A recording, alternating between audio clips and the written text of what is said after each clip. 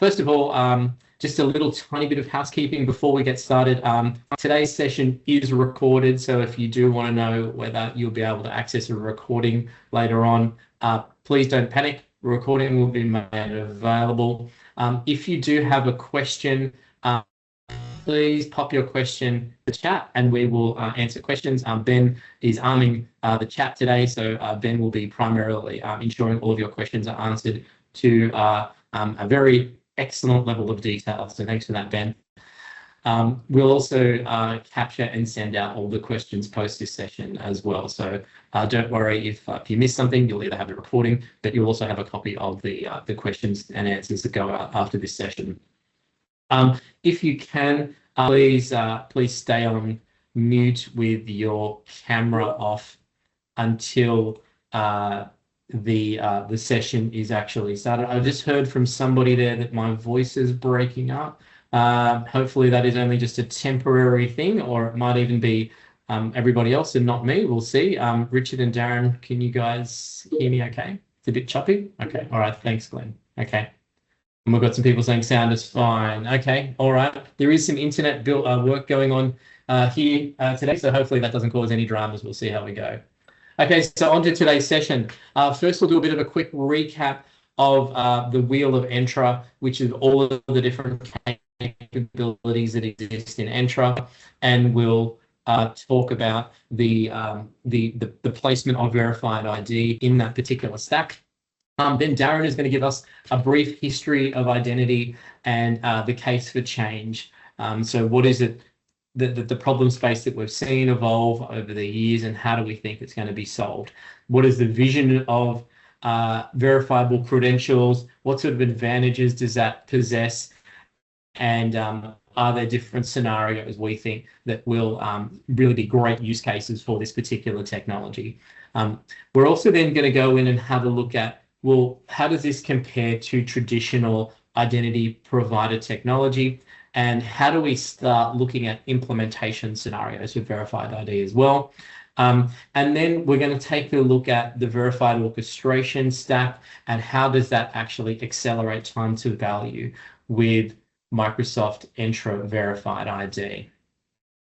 Like I said earlier, this is the part 5 of 5 in our Microsoft Entra webinar series. We hope you found them very entertaining, as my first pun of the day, and you get a lot out of today's session as well. Like I said, this is a really interesting spot that thank you to whoever laughed. This is a really interesting spot of transformation from an identity perspective, and it's really great from the world that we see at the moment to be on the forefront of driving some of these innovations and changes. So a quick recap. Microsoft Entra is a very broad ecosystem of capability. Our first 4 webinars have covered all of these capabilities in more detail, but today we'll be focusing on Microsoft Entra Verified ID. And with that, I'm going to be handing over to Darren, who is going to be talking us through a brief history of time, or at least a brief history of identity. Thank you very much, Darren. Thanks, Adrian. So let's set the scene and have a little recap on how identity and access management has evolved over recent times. In a siloed identity model, which we've all historically used, the identity is stored at the service and the user authenticates against it. For each service you use, you had an account and a password for use just with that service or application. More recently, in the last 10-15 years, we've embraced identity federation, whereby the identity is stored at the identity provider, the user authenticates there, and the service provider trusts the identity provider as it's been pre-configured through a trust and secure relationship beforehand. Moving forward, excuse me, with decentralized identity, the identity is stored on the user's device. Keys are exchanged via a decentralized identifier network, which ensures that they have not been changed. This provides trust and requires no pre-existing relationship.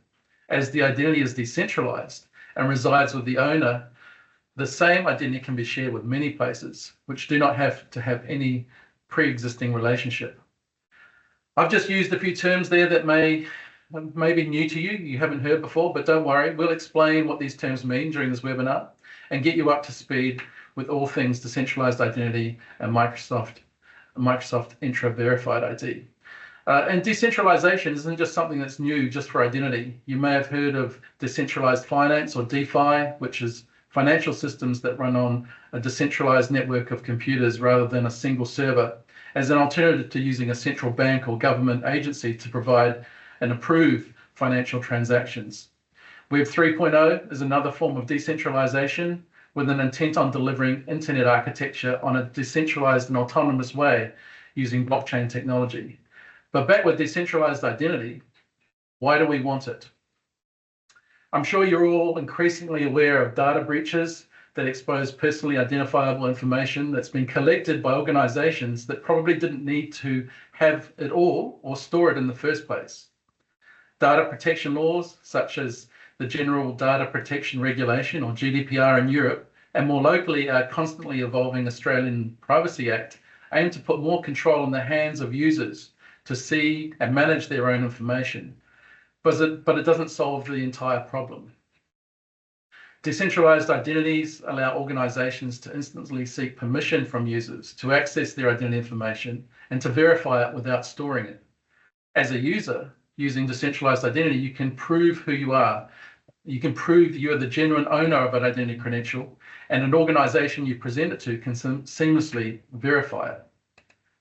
And best of all, decentralized identity technology allows you to store your identity data as a credentials on your device, cryptographically signed with your own private key.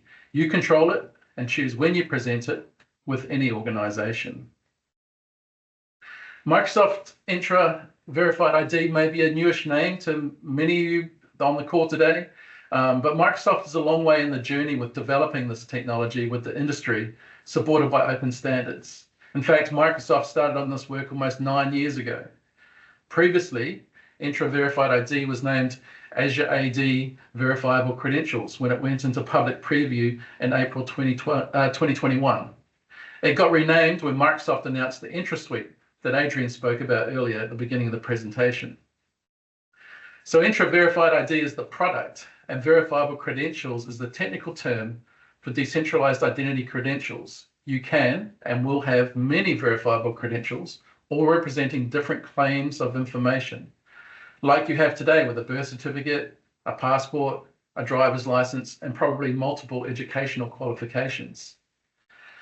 And decentralized identifiers, or DIDs, is a standard way to issue digital versions of any identifier directly into personal devices from where you can share them.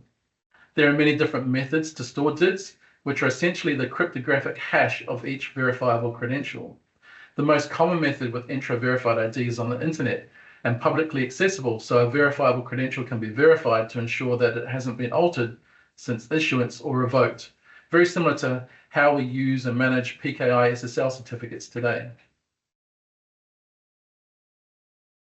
This is more than just digitized versions of identity documents. It is verified and verifiable identity-related data. They are issued by those who are authoritative for the associated identity information. You can expect agencies and organizations to start issuing verifiable credentials for things such as driver's licenses or passports. But such digital and even physical versions of documents such as passports can be used to verify a person's identity and issue credentials as a verifiable credential. As I mentioned before, verifiable credentials are then stored on a mobile device such as your phone and a digital wallet. From your digital wallet, you can see and use your verifiable credential documents online or in person, wherever you need to prove either who you are or a claim such as a citizenship, educational qualification, license, or similar. This is where verifiable credentials come in. Richard will now explain and expand on this a little bit further. Over to you, Richard. Just before we jump into that, I'm mindful that some people on today's webinar might be hearing about some of this technology for the first time. So maybe just if we have just a quick fireside chat with myself, Darren, and Richard, just very quickly, just to put this into context for everybody, would it be a good way of thinking about this to think about a driver's license that you have? So today, if you have a username and password, that's great. I don't know that Darren hasn't given his username and password to Richard. So I don't know that when that username and password is presented, it really is Darren. It could be Richard pretending to be Darren. And this was for those that were on at the start of the webinar. This is the essence of the dog joke. How do we know that you're not really a dog? I'm probably butchering the joke completely, Richard. But effectively, that's kind of it. And really, the way we've solved this problem in the physical world before is, say you get a driver's license, and that driver's license is issued by a verifiable body. You know, if for those of us that are joining us from the great state of New South Wales in Australia, we get a driver's license issued by, it's issued from Service New South Wales, and we can verify by looking at, the holographic tech on it or whatever, that, hey, that's really been issued by Service New South Wales. So when I receive a copy of the driver's license from Darren, I can look at it and say, well, this does indeed appear to be issued by someone that I trust, Service New South Wales, and it also appears to match the photo that is of Darren. And yes, there we go. I can see that that's the correct. And I can also confirm before I go and rent him a truck that is a B double, that yes, he actually has the authority bestowed upon him in terms of a credential that is attached to his driver's license, that he is in fact allowed to drive a semi-trailer truck. So in the physical world, we can do that today. We can receive a physical artifact in the form of a license that contains a picture. We can verify that, and we can see that it contains a credential of, yes, you can actually you actually have the ability to drive this particular truck. And I think what we're kind of talking about here is, how do we transpose that experience into the digital realm?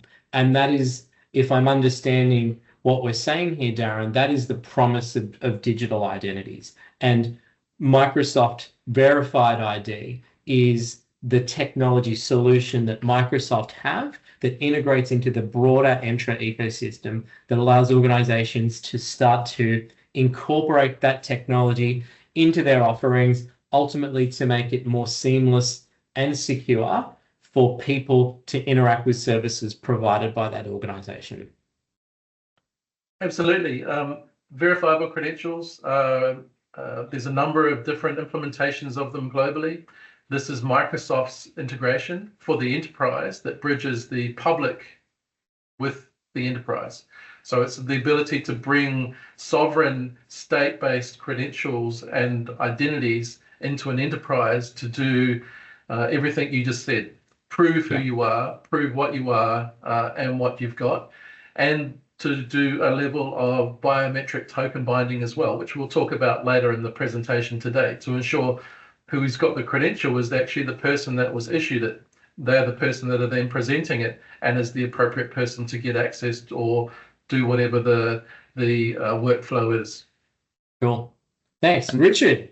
On that, I'll pull on that string, Adrian and Darren, and really set the scene globally around verifiable credential, the vision, but also the adoption. So on the left-hand side, this is a quote from Gartner. So they're predicting that by 2026, next year, at least 500 million smartphone users will regularly use verifiable credentials, not just once, but as part of their everyday life. That stat is really being driven out of Europe, where things like citizenship documents, employee work cards, Medicare cards, etc., are being digitized as part of the European Digital Wallet Initiative. And over the next 1 to 2 years, we see sort of fast adoption in Europe. What does that mean more locally? So the driver's license example is really apt here. So in Australia, there's a mobile driver's license project being run by Austroads, which uses very similar technology, where not only will someone hold a physical driver's license, but they'll hold a digital driver's license that's built on the same technology. Austroads and all of the state bodies are looking for that project to roll out and gain widespread adoption in the next 1 to 2 years. Also in Australia, the federal government is very invested in this technology. And the first use cases they're looking at are Medicare cards. So they've run pilots on using this technology for digital Medicare cards. We believe that that will roll out this year and into next year, where every Medicare user in Australia will have a digital version of a Medicare card that they can present to doctors, hospitals, or other healthcare professionals. Interestingly, all of the cloud giants are investing in this. Microsoft is clearly a leader in this technology, but Apple and Google have also announced major product announcements where they will be supporting this technology natively. So we do see a huge adoption trend happening globally. We're also seeing that locally. And Adrian, to your point, those things like driver's licenses, but also things like employee cards, all of those qualifications, we believe will be digitized very rapidly, underpinned by this technology. And what I'm hearing, Richard, and we'll probably go through this, is that there's an opportunity for organizations to start reimagining scenarios, and we'll talk about those as we go through today's presentation, to think about, well, if I could issue a verifiable credential and a digital identity in that fashion, a decentralized identity, what are the ways that I could make experiences for my customers better and easier? What experiences could I make for my employees better? What things could I do? And a really, there'll be some really great pertinent examples coming up, which I'm excited to share with everyone. So thank you. Please continue, Richard. Yeah, I think that's right. And we'll touch on those examples to make it really real for everyone on this call. So if we look at the advantages of Entra Verified ID, they're really threefold. So there are experience advantages, both for end users and also for admins, so IT admins. There are security benefits and there are technology benefits as well. So the user experience is digitally native, and things like usernames, passwords, and sometimes other annoying features like verification codes or MFA are done away with, which can really improve the end user experience. It can provide very, very seamless flows. It's mobile and desktop compatible, and that can really serve the end user, whether they're a workforce user or a customer, very well. It can also serve admins really well, and I want to call this out. Having a credential that you can trust, that is cryptographically secure and biometrically secure, means you can open a huge array of self-serve workflows. And we can talk through that in a little bit more detail later in the presentation. If we look at security, so this is really a step change in digital identity security. It's secured in two ways. First, cryptographically, that Darren spoke to earlier, and the second is biometrically. And we've got a demonstration of how we biometrically secure verifiable credentials later in the presentation. It can eliminate very common cyber and fraud risks like credential theft, like impersonation, i.e. me pretending to be Adrian and logging into Adrian's netbank and moving money around. That threat is ever present, and this type of technology eliminates that. Lastly, it can minimize PII data that's collected by organizations, both for workers and for consumers, and that really reduces the risk of an organization. I think lastly on technology, I think the verifiable credentials and Entra Verified ID can offer a very significant tech uplift without a core overhaul. And I think that's important to call out. It can be integration first technology. It's built on global standards and backed by Microsoft. And it has very simple technology interfaces. So you can gain all of these benefits without having to do a major replatforming, which really opens up sort of benefits for the organization. So if we look at adoption scenarios, I've got the first of a few demos here. And I might hit play on the demo. The demo takes about 1 minute, 1.5 minutes. And what this demo looks at is two things. It's firstly looking at authentication. So as you can see here, this person is authenticating into a superannuation site, a portal, and they're sharing that credential with the site. And this powers all of the authentication actions within that site. This leverages the cryptographic binding of that credential, and it removes usernames and passwords. So it's a very seamless user experience. So that's one of the first adoption scenarios. As we walk through this demo, and what we're seeing here is really an authorization step.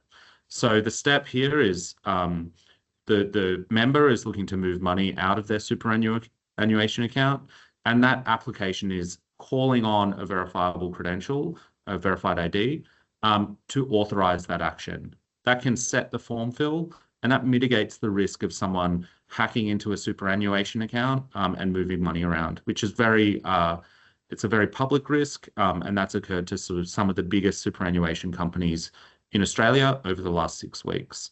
So there are 2 use cases where this is great technology for that. There are also a number of other different use cases. So it can do fast remote user onboarding.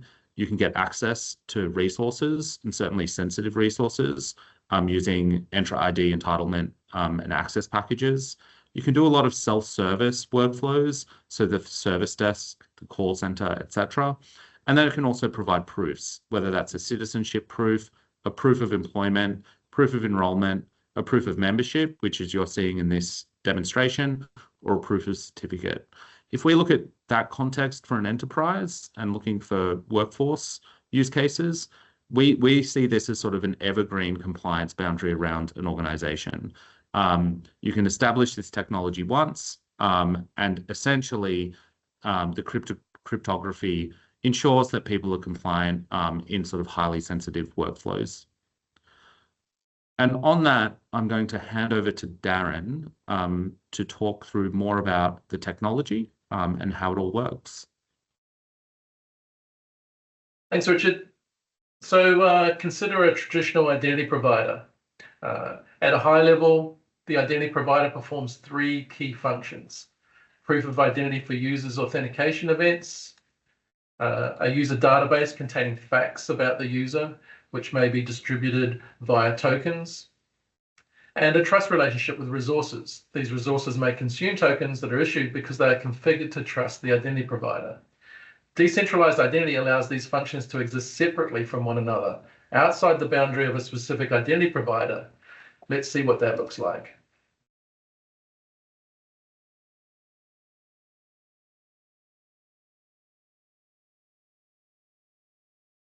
Did my machine just freeze? I think it might have. Am I still here? You're still here, Darren. Yeah, your mouse is moving, but let me just see if I can support you on this little journey here. Let me see. There we go. There's the animation. It was too much for PowerPoint to handle.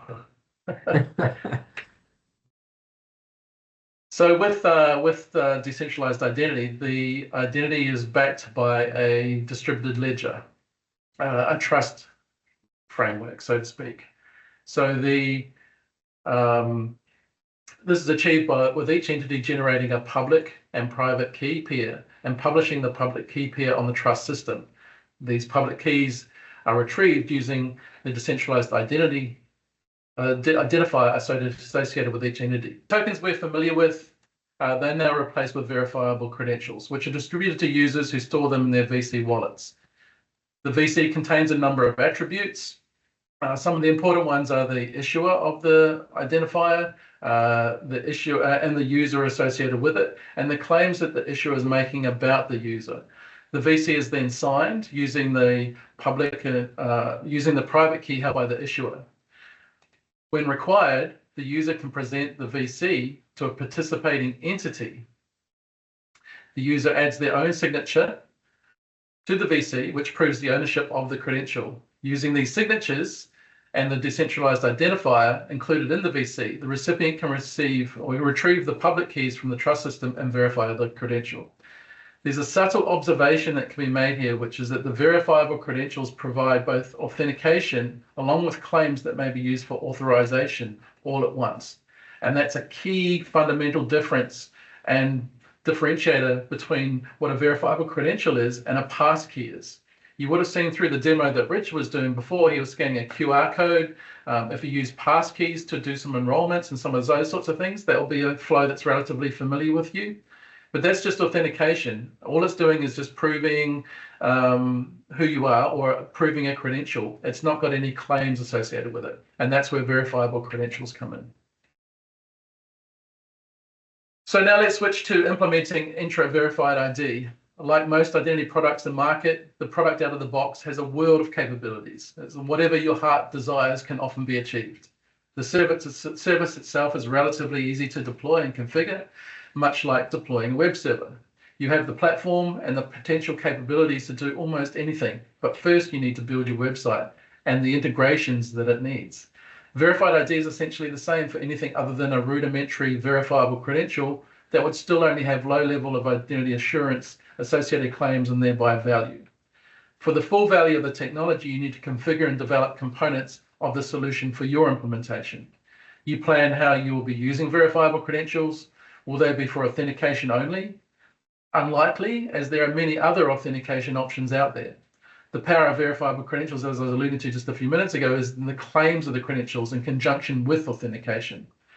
You'll be more likely to want to need and deploy and configure the capabilities to both issue and request presentation of verifiable credentials. Then if you wish to perform high level capabilities such as biometric token binding that we talked about before, or validation of physical identity documents prior to issuing a verifiable credential to an individual, then those are additional license components. You can see from this color coding what is configuration versus development-based components. So you will need, for a deployment, to think about how you're going to do credential lifecycle management, which is the provisioning of those credentials, the revocation of those credentials, the lifecycle management of reissuance. You probably want to do things like bulk issuance, bulk revocation, and an audit trail as well. And that's where our partner Verified Orchestration comes in. So with that, I'm going to hand back to Richard, who's going to talk about simplifying all this. Thank you, Darren. So I'll start by using the same diagram that Darren presented and talk about what we do and what our promise is.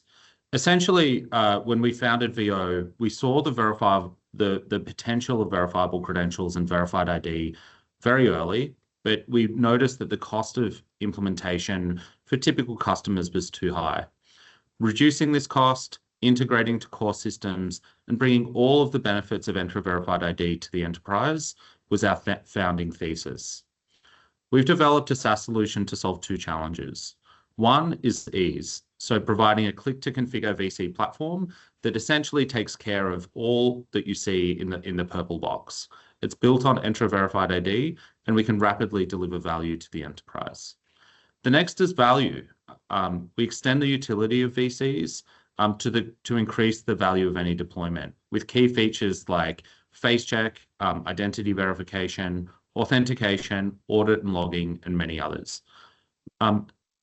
We noted that a lot of the custom development work can take a long time, and for customers, they may not have access to a development team, and they'll have to maintain that. So what we provide is a software service, a SaaS solution that we can deploy in 15 minutes to give all of the value of this technology to an enterprise with none of that cost. Interestingly, we have a recent European client.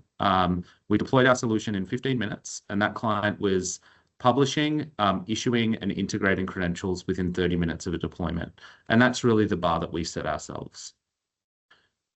If we look at the componentry in a little bit more detail, we really have two user-facing components. The first is for end users, and we brand that our concierge, and that's what you're seeing on the left-hand side here.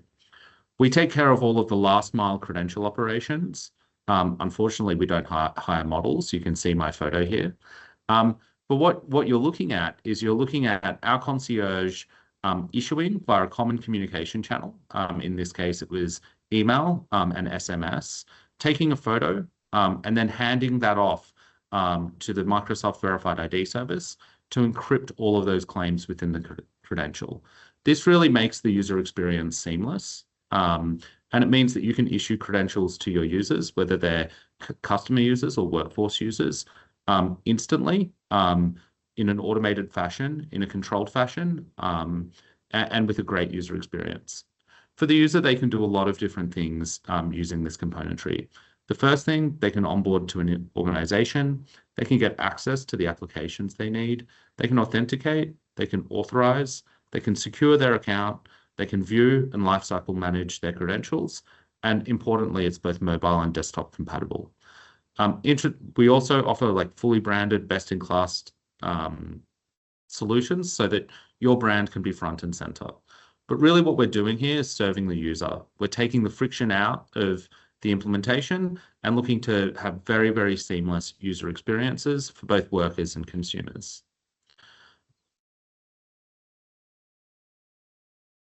The other side of our product really serves the admin user and the enterprise directly. All credential operations like settings, policies, etc., click to configure. There's no custom development required, and out of the box, this just works. So we've designed this to sit natively within an application stack to bring all of the benefits of this great Microsoft Entra Verified ID into your organization with none of the headaches, none of the custom development that you need. We intend to meet the admins where they are, and we also note that there are lots of different types of admins within an organization. There are global IT administrators all the way to the service desk and support staff. And they all have roles within the organization, and we feature flagged and tailored our solution to all of those different roles. What does that mean? It means we can remove a lot of the burden from sort of the IT back office function or the identity team, and we can really meet the admin users and support staff where they are.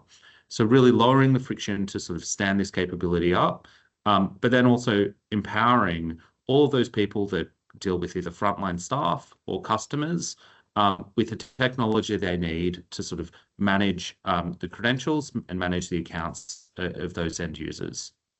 If we think about what we can do in just a few clicks, you can design and publish creds, accept third-party credentials, onboard and offboard workers, users, or customers, integrate to applications, activate authorization workflows, and manage all of the governance around that. So governance, lifecycle management, and audit.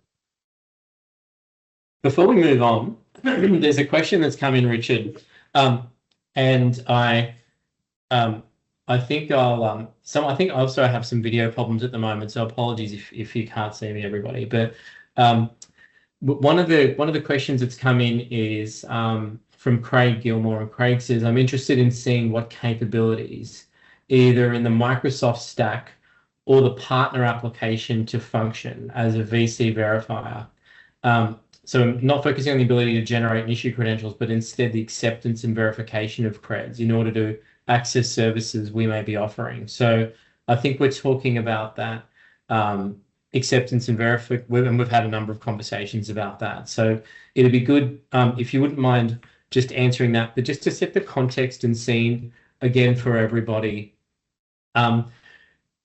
When we think about the technology that Microsoft provides you with a really good scaffolding and framework. And it's a bit like a Meccano set. So for those that remember Meccano, a Lego set. So you can effectively think of this as a good example I like to use is it's a little bit like Microsoft are giving you a protocol. Let's think about it as HTTP for those that understand, web-based protocols. HTTP is the protocol, and they're building a web server, and they're saying, here's a web server, and here's a protocol you can use to communicate with the web server. But anything you want to build on top of that, you have to go and build your own web pages. You have to go and create your content. You have to figure out how it's going to be presented, how it's going to be used by the customer, how you will consume actions that are taken by the customer. All of that is up to you to work through, but you've got a really good scaffold with Entra Verified ID. Where verified orchestration adds a huge amount of power is it gives you the ability to rapidly, the analogy would be rapidly generate sites that have all of the components in them that you need to actually get value from your business operations very quickly. So it's great to kind of use that as a bit of a thinking analogy. If you think about web servers and HTTP as being what Microsoft provide in this world, and what we can see of with organizations like Verified Orchestration is giving you all of the toolkits, frameworks, and APIs you need to quickly develop and take advantage of that foundational platform provided by Microsoft. An obvious question would be, well, couldn't I go and build all that myself? Absolutely. Of course you can build it yourself. You can build the whole capability yourself if you want to. This is just about the value proposition in driving speed to market with this technology stack. And that's kind of like one of the key important differentiators here, and why, you know, we like to work with VO for scenarios where customers want to drive outcome very quickly. Doesn't mean you can't do it and roll your own if you want to. Absolutely, go for it. It's about speed and standardization and complying with standards and specifications that are published from a governance perspective. So, Richard, having set that scene, if we go back to the question that was posed by Craig, how would you answer that? Yeah, I think that's great. That's great background, Adrian. And I think that analogy is very apt. Craig, to answer that question directly, the third bullet point here is accepting third-party credentials. And so we have within our platform a partners module, and that partners module enables admins to essentially configure what third-party issuers they trust, who those people are, down from the issuer level to the credential level, and then integrate those capabilities within your tech stack. So we provide the capability to honor third-party credentials, one, and then two, integrate that into those flows natively. If we look at the sort of breadth of credential platforms, we believe this will be a huge growth industry in Australia with MDLs, Medicare, etc. And essentially, we're adaptable, flexible, but provide all of the governance requirements to enable you to accept those third-party credentials. One, control which credentials you accept and which credentials you do not, based on the issuer and based on the individual credential, and then integrate. So sort of click to integrate, click to deploy in any workflow, whether you're issuing the credentials or they're coming from a third party. I think, interestingly, if we look at acceptance of third-party credentials, this is a sort of, it essentially describes the boundary of an organization. And so we've built sort of strong controls around that boundary where you can click to configure that. And we sort of advise that global admins or the right compliance or IT staff do that, and ensure that they're sort of making considered choices around which credentials they accept, where and why. And once that choice is made, certainly we provide the scaffolding to enable you to do that. And I think, Richard, it's important to sort of say that when you say you have the ability to configure what credentials you will accept from what issuers, that gets really granular. So you can, an issuer could be issuing 15 different types of credentials that might have different types for different things. If you're asking for presentation of a credential and you're going to trust it from an issuer, you can be very specific about what type of credential that they've been issued, along with its currency and hasn't been revoked and everything else, as to whether or not you're going to accept that for that workflow. And that's the power of the platform.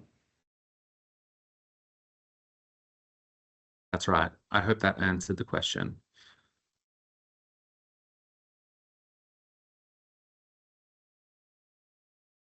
So if we look at adoption scenarios, we categorize this in two ways, which is very common. So for the workforce and then for the consumer. If we click through workforce scenarios, so the first is reducing the cost to serve and administer.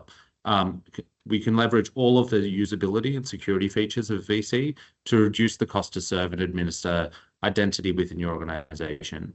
We have a number of clients, both in Australia and the US, who are following this pattern. Some very interesting war stories, i.e. a lot of impersonation at the front line or the grey edge of their organization, either in their contractor pool or other pools. But this is definitely a strong pattern. Improving the worker experience is another. Eliminating impersonation, reducing risk, and securing access to resources.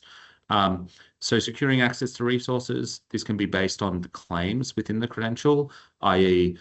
you've passed a certain training for sort of frontline workers, you're qualified to do X or to do Y, all the way up to sort of privileged access management and access packages that are sort of aligned to the global IT roles. If we look at customer, we see a number of different adoption scenarios. One is eliminating impersonation, and this is really big. So we spoke about the superannuation example earlier in the slide deck, but I think that all businesses are faced with this. Cyber risks are high and growing. Certainly with AI, we're seeing a huge spike in deepfakes or potential account takeover vectors becoming much more sophisticated. And this technology really hardens against that. Can reduce fraud risk and also can improve the user experience by removing multiple usernames, passwords, or clunky MFA experiences.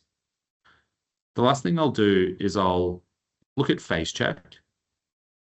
Essentially what you're seeing here, we don't hire models, is one of our developers, Sam, and they're going through an authentication flow and doing a face check. We leverage Entra Verified ID face check. So this is a Microsoft service to complete this face check. And we don't actually store any of the photos. So the photo is encrypted into the credential at issuance. I'm just going to pause here.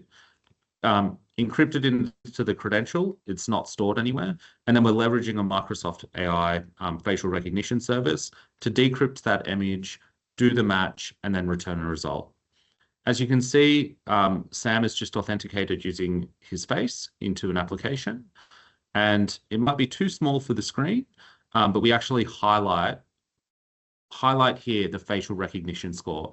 So in this demo, and we can share this with you, it's a 94.1 match, Sam to Sam. We've done a lot of testing on this and had a few client red teams running through it with sort of uploading Donald Trump photos and trying to do a face match.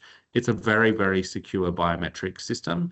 And again, we're not storing any of that photos, any of that biometric evidence.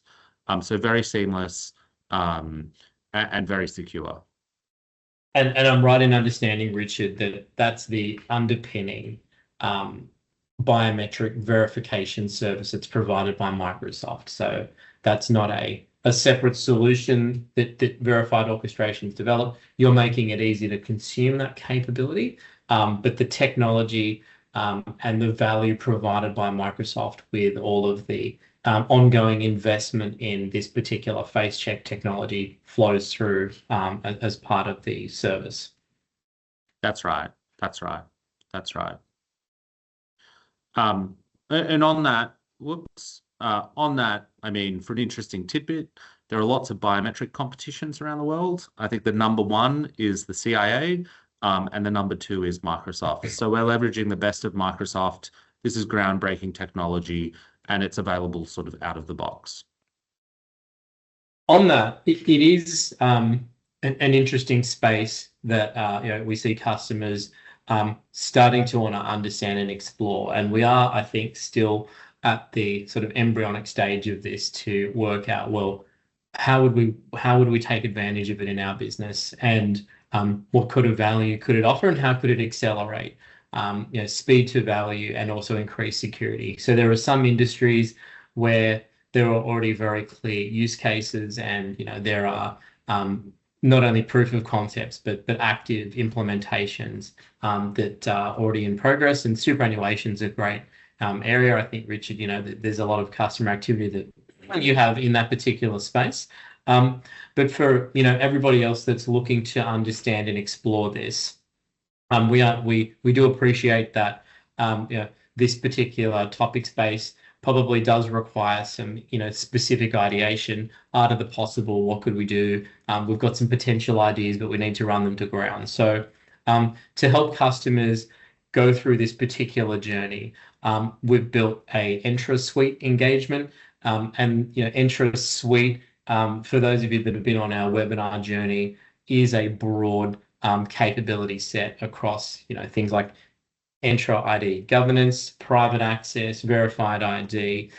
So it is an opportunity, if you're interested, to have some of our team come in and work with you to understand, well, how could Entra, including verified ID provide sort of an identity transformation opportunity, and what sort of new use cases and scenarios could we unlock? Now, the great news is for qualifying customers, we can actually provide this workshop at no cost. So please connect to us there with the email address connect@increment.inc, or reach out to any of us individually if you know us, if you are interested, and there is a particular area you'd like to explore in the workshop. It is something we do enjoy undertaking with our clients, is exploring the art of the possible and how you can actually start to realize some new use cases, as even if you're just on your strategic planning journey over the next couple of years and you want to start getting a bit of hands-on experience with the tech. How can we do this? How could it actually drive some transformation in our organization? We'd love to support you in that journey, so please do reach out to us. Now, we're bang on 5 minutes to go, which is fantastic, because that's a great amount of time to field a few questions from our wonderful audience here. So again, for those of you that haven't been in this space before, you might have just had a barrage of new information and found things a little bit overwhelming. For the seasoned pros amongst us, you might have some particular specific questions you'd like to dive into. It'd be great if you could stump Darren and Richard, please, with a question, some sort of technical question. That would be awesome. But please, if you do have a question, jump off mute, pop your hand up, say something, and we'll answer it. And we can see in the chat, and I think we've answered everything that we have here in the chat. So please come off mute, ask any questions that you've got around the tech implementation.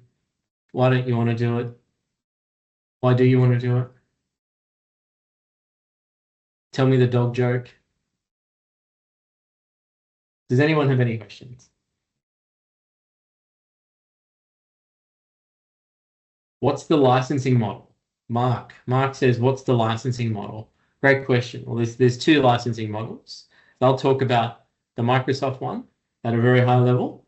And then Richard, you can talk about yours. So verified ID is actually, Ben, I'm just trying to remember the specific. I don't want to actually record something and go. Actually, Richard, yeah, do you want to cover that across both? Thank you. Yeah, I can cover it across both. So yeah, verified ID is free. I think that this is like game-changing tech from Microsoft, and they've been very good to make that free. Face check carries a cost, so the biometric check carries a cost, and that's 25 cents US per face check. That's the cost. Access package integration is the Entra governance suite. So if you look at self-serving access to applications, and we've got a client in the US using that, a big financial institution using that, that's another cost. That's an Entra license cost. We're a SaaS software, so essentially we have a combination of a platform fee and a per user per month fee. But essentially what we're looking to do is like add incredible amounts, or add lots and lots of value to that. So definitely lower than any of the Entra licenses, and really looking to do the per user per month or per user per year. But happy to talk through that in more detail. Yeah. Question from Gary in the chat. Call out on workforce versus external ID tenant implementations. Where does it make sense and where it can be done? So this is. Do you want me to take this? Yeah, either yourself or Darren. One of you two guys can grab it. Yeah, I think it depends on the use case primarily. We have a customer in New York who is a very, very big gift delivery customer. They've got an issue with temporary workers essentially impersonating one another, and they're using us plus face check to ensure that the right person is doing the right job. That's a workforce implementation, and we're supporting that using our auth models to auth into ABDs, which is great, and that works really, really well. Ultimately, on external ID, if that's a customer or a workforce, we can adapt to that, and it's sort of use case specific. So we don't believe that we change like the tenant configuration based on deploying us. Mainly, it's adapting to the use case that that the customer has and whatever tenant structure they have. We don't believe that we need to change that. I don't know if that answers the question or not. There are some add-on features that are sort of more applicable to workforce, i.e. access package integration, which is really, really great for self-service. And then choices around first factor or second factor for auth can vary between workforce and external ID. But I'm not, Adrian, or Darren, do you have anything to add? You've covered what I was going to say, so that's good from me.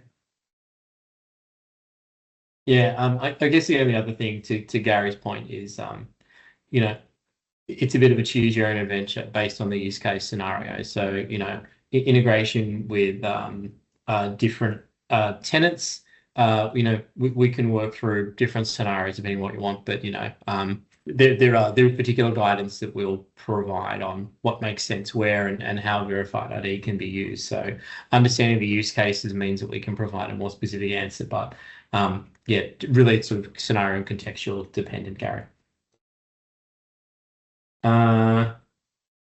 Okay, last question here, perhaps. When using Okta as the IDP, can this integrate? Do you want me to take that? So I noticed Ben just came off mute too, so Ben might have a view here. Oh yeah, I'm happy to Richard to answer it, but I was just going to say it's the Okta flow when you're federated with Entra is independent from the verified ID flow. So you're authenticating through Okta to come back into Entra, and then verified ID can kick in just like MFA kicks in, yeah. Or you can layer different MFA providers on top of that, independent of the IDP that you use for Entra, be it Okta or Ping or something else. Yeah. Yeah. Our largest customer in the US is historically a Ping shop. I think that the great thing about this tech is it can really uplift Ping. I think it's Microsoft tech. It integrates really natively with Entra, but it is flexible per ban. So you can have this capability whether you're using Okta, Ping, or Entra natively.